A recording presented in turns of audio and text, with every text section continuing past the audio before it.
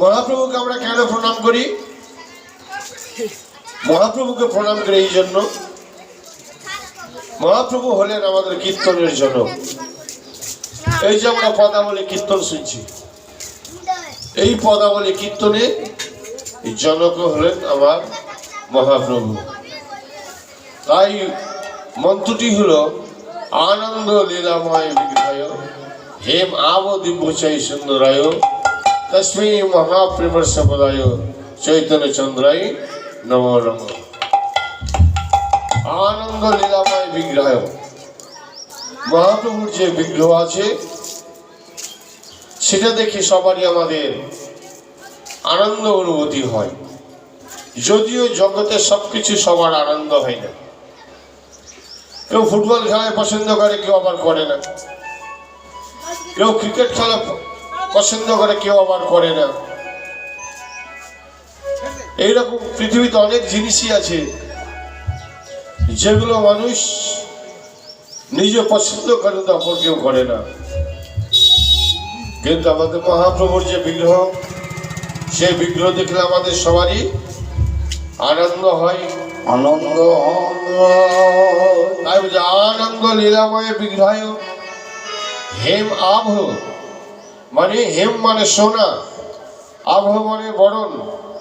মহাপ্রভুর গায়ের বর্ণটা হলো সোনার বরণের, তাই বলা হেম আভ দিব্য ছবি সুন্দরায়। মহাপ্রভুর বিগ্রহটি দিব্য ছবির মতো। আমরা নিজে নিজের হাতে সবাই 3.5 হাত আছে, মহাপ্রভু নিজের হাতে ছিলেন 4 হাত। তাই 4 হাত যারা থাকে, ধরে নি নিজের হাতে যদি কেউ 4 হাত হয়, ধরে নিতে হবে তিনি একজন মহাপুরুষ। তাই মহাপ্রভুর বিগ্রহটিকে বলা হয় দিব্য ছবি সুন্দরায়। কিন্তু এত কিছু জেনে আমাদের লাভ কি? এত কিছু জেনে আমাদের কি লাভ? কেন মহাপ্রভুকে প্রণাম করব? মহাপ্রভুকে প্রণাম করে এই কারণে যে ভগবান এই সত্য তেতা দাপর যুগে যা তিনি দান করে যাননি,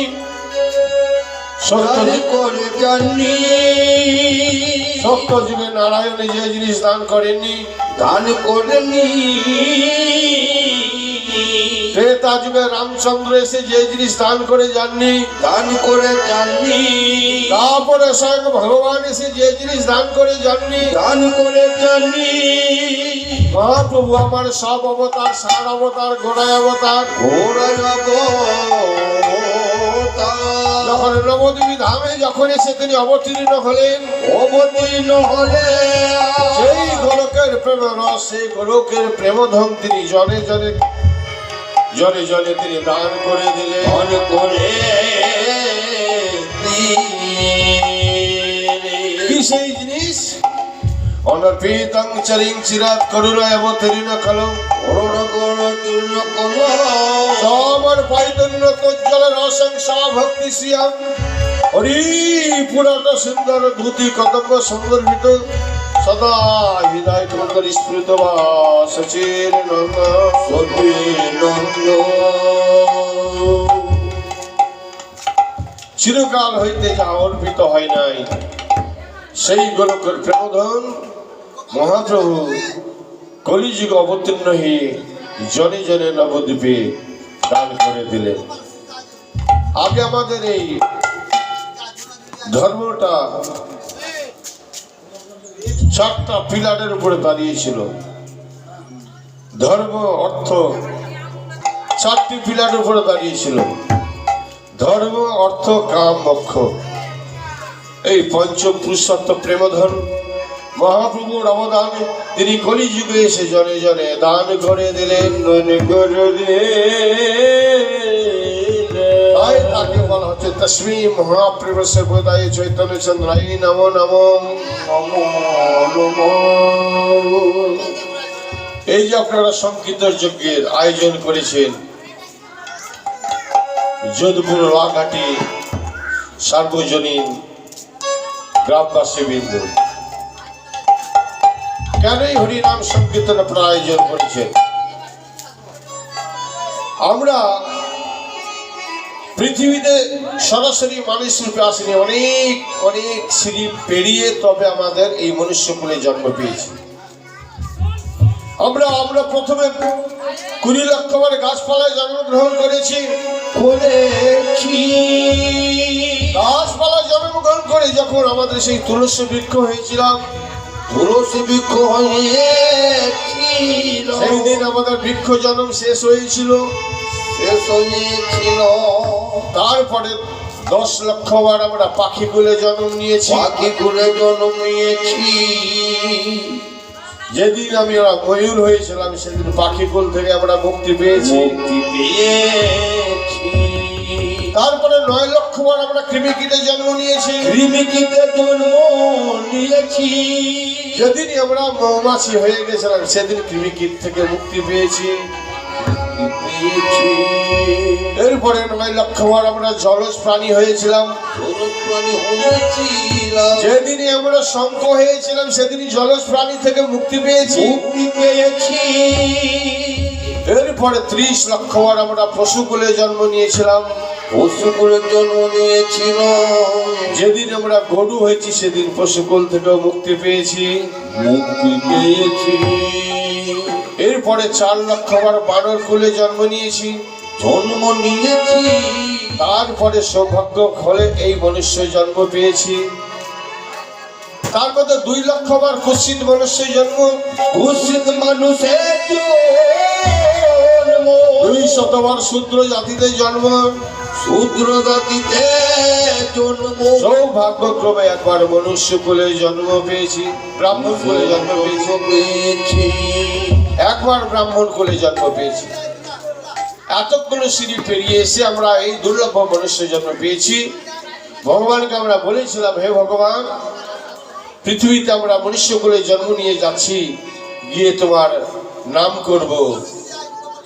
কিন্তু দেখে এসে ভগবানের নাম তো করি না আমরা, ভগবানের নাম আমরা সবাই ভুলে গেছি।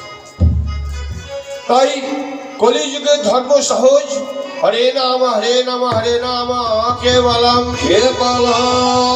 কালে নস্তব নস্তব গতির অন্যথা। কলিযুগে হরিনাম ছাড়া কোনো গতি নেই, হরিনাম ছাড়া কোনো গতি নেই, হরিনাম ছাড়া কোনো গতি নেই। তাই সে 3 যুগের আচার বিচার, এখনই শেষ হবে রাখো। আরে বদল হরিয়া গৌর হরি বলো, হরি যুগের কারণ রসনা বদন বসের ভিতরে। রসনা বদন বসের ভিতরে।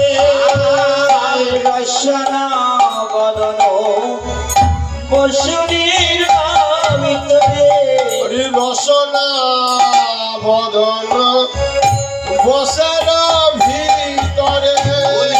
রসনা বদন বসির ভিতরে। হরি কেবল বলিলে বলে কে বলে বলিলে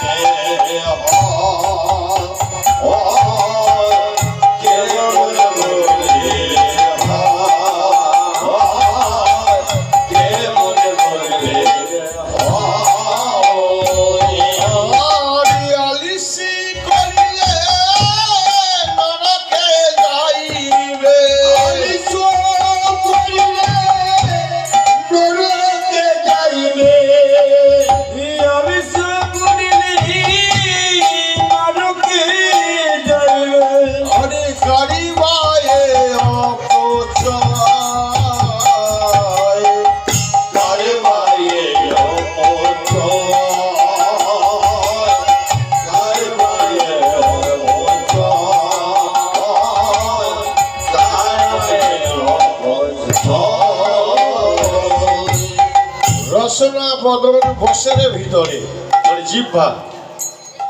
জিহ্বাটা আমাদের বসের ভিতরে। কেউ যদি মনে মনে হরিনাম করে কেউ জানতে পারবে? কেউ জানতে পারবে না। তার মধ্যে রসনা বদন বসের ভিতরে কেবল বলিলে হয়, আলিসি করিলে নরকে যাইবে কারবা এ অপচয়। তারপরেও মানুষ হরিনাম শ্রবণ করে না, শুনে না, তারপরেও না। গৌরী আমার কলিযুগে সে এত সুন্দর জিনিস দিয়ে গেলে, সহজ সরলতম জিনিস। এই কলি হতে জীব, তোমরা অলস প্রকৃতির লোক হবা, তোমাদের নেশা বেশি, তোমরা খাবে বেশি, ঘুমাবে বেশি। তাই বদন গড়িয়ে দুই বাহু তুলে শুধু একবার হরিনাম করো, অনন্ত কোটি জন্মের যত পাপ আছে সেই পাপ ভস্মীভূতে তুমি আবার আমার কাছে মধুরী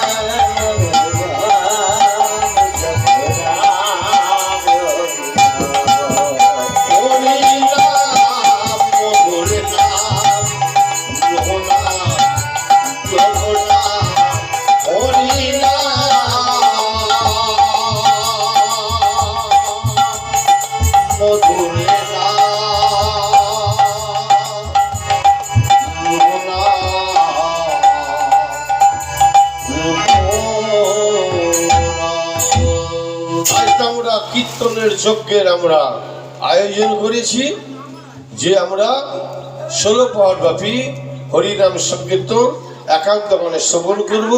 অনাদি আদি যত সঞ্চিত পাপ আছে, পাপগুলোকে ভস্মীভূত করতে হবে, না আবার ফিরে চলে আসতে হবে। তাই বিষ্ণুপ্রিয়া দেবী আজ গল্প করছেন, সখীরে আমার গৌরাঙ্গের সাথে কাউরি তুলনা হয় না, আমার গৌরাঙ্গের সাথে কাউরি তুলনা হয় না, পরশমণিরও তুলনা হয় না। জানিস, পরশমণি যদি লোহাকে শোয়া যায়, লোহা সোনা হয়ে যায়, পরশমণি হয় না। আর আমার গৌরাঙ্গের সাথে যারা স্পর্শ হয়েছে, কত অপরশ লোক কি হয়েছে, পরশমণিতে তৈরি হয়ে গেছে। প্রেম সে বলো রাধে রাধে রাধে। তাই আমার গৌরাঙ্গের গুণ নাচিয়া গাহিয়া রে,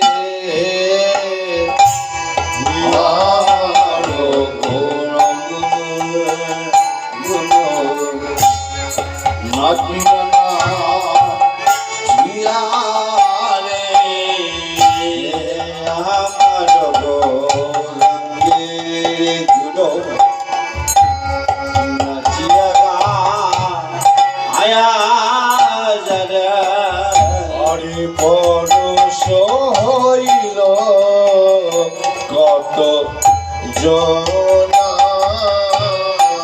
পরশ হইল কত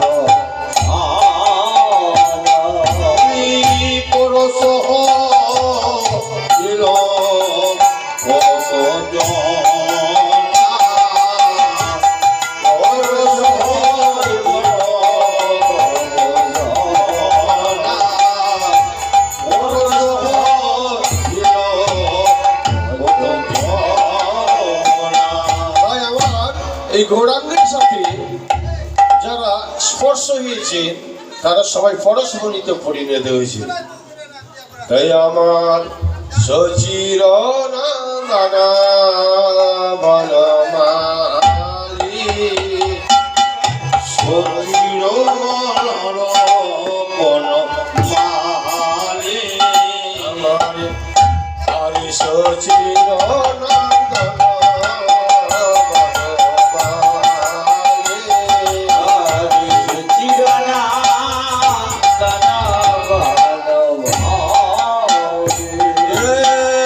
ভুবনে নাই, স্বর্গেও নাই, মর্তেও নাই, পাতালেও নাই,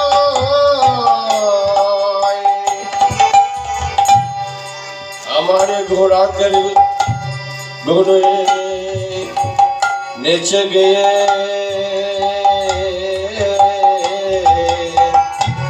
পরশ হইল পরশ হইল কত সোনারে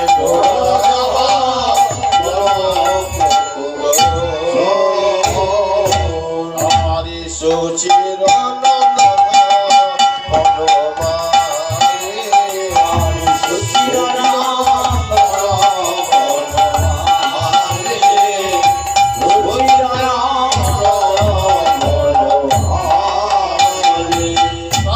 গৌরাঙ্গ চাঁদের সাথে পরশমণির তুলনা হয় না।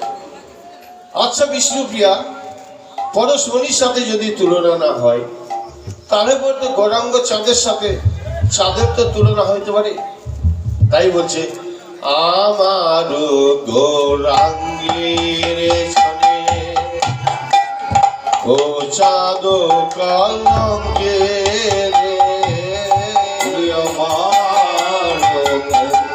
রঙ্গ অজগ লঙ্গনে আমার অজগ লঙ্কারা আর দূর করে মনে অন্ধকার, দূর করে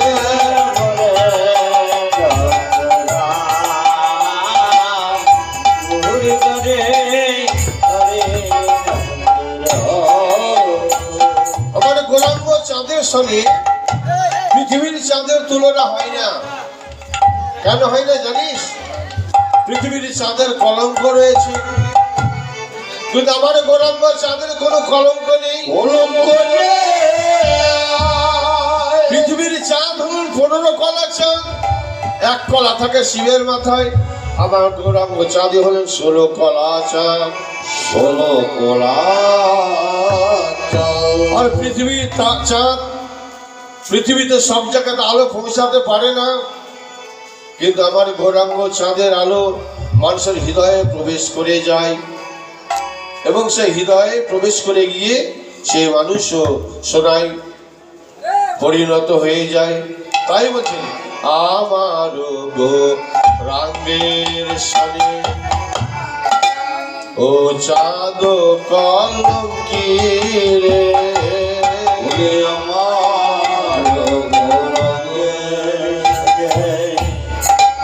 ও জাদু লঙ্কিরে এমন করিতে নাহি আর এমন করিতে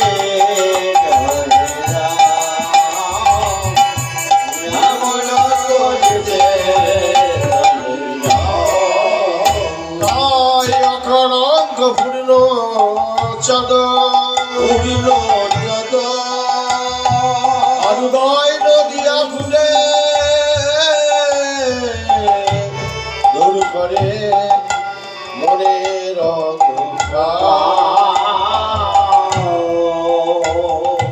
তাই নবদ্বীপে যে অকলঙ্ক পূর্ণ চাঁদের উদয় হয়েছে, এই মানুষের মনের অন্ধকার দূর করে দেয়। যেটা গগনের চাঁদ মানুষের মনের অন্ধকার দূর করতে পারে না। তাই বিষ্ণুপ্রিয়া দেবীকে বলছে সুরভি গাভীর সাথে তো তুলনা হয়ে যেতে পারে। বলছে না না না, সুরভি গাভীর সাথে তুলনা হয় না। কেন হয় না জানিস? সুরভি গাভীর কাছে কিছু গিয়ে হাত পেতে চাইতে হয়, কিন্তু আমার গৌরাঙ্গ মহাপ্রভুর কাছে হাত পেয়ে চাইতে হয় না। গৌরাঙ্গ মহাপ্রভুর কাছে গিয়ে দাঁড়ালেই সবকিছু পাওয়া যায়। তাই এ গুণে সুরভি গাভী আরে সুরত তোর নয় হেরে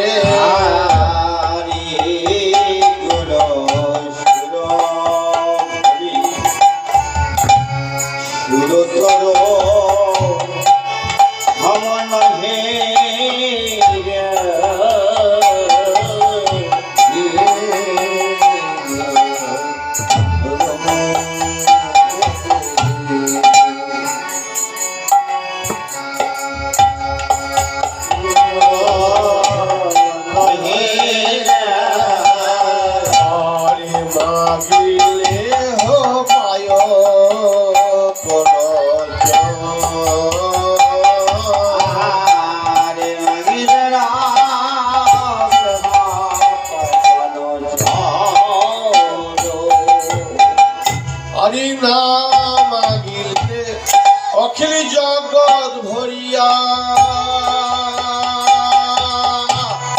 আরে বিলাইল প্রেমধন্য রে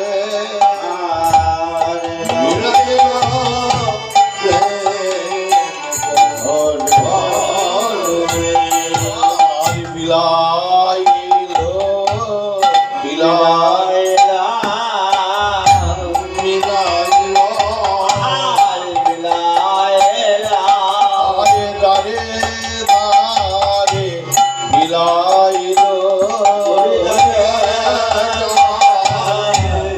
বিলাইলা দারে দারে বিলাইল গোলকেরি দুর্লভ প্রেম দারে দারে বিলায়ে গোলকের দুর্লভ দারে দারে বিলায়ে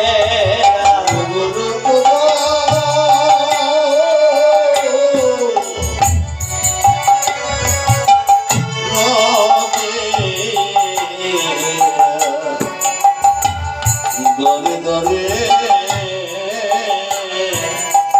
মেলায়ে এগুলো কের দোর লবকে দরে দরে মেলায়ে দরে গলো লবকে দরে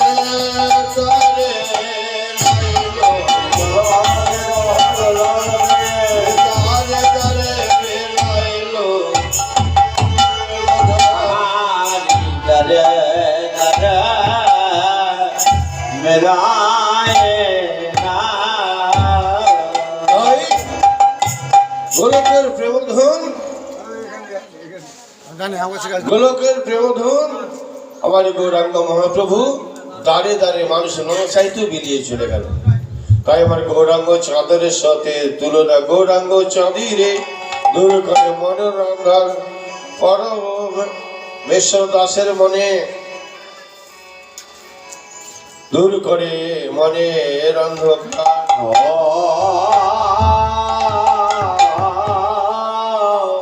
আরে গৌরাঙ্গ চাঁদের তুলনা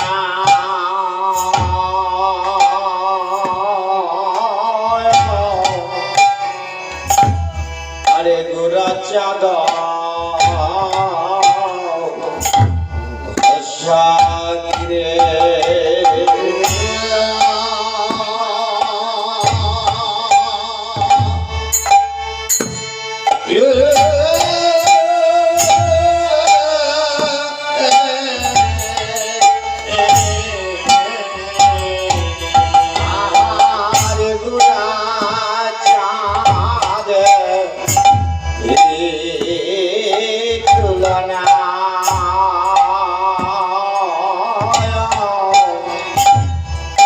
গোরা চাঁদ আরে বিচার প্রিয়া দেখো মনে যেতে স্বামী আরে পরমেশ্বর দাসের মনে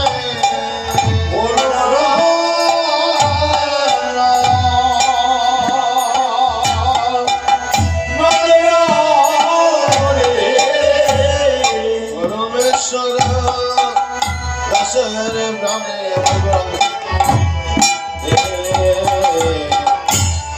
কৃপা হবে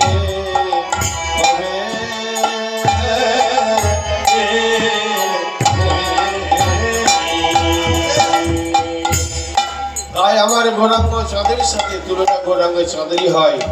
পরমেশ্বর দাসের বলে গৌরাঙ্গের কৃপা হবে কবে? তাই পরমেশ্বরে দাসে রে